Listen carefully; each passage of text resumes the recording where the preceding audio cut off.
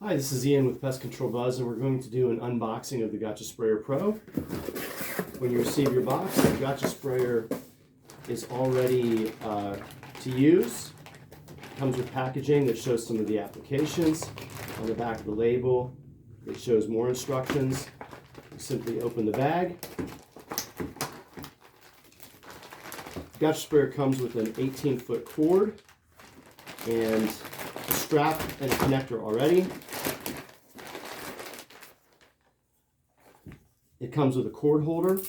If you unstrap the cord, you have 18 foot.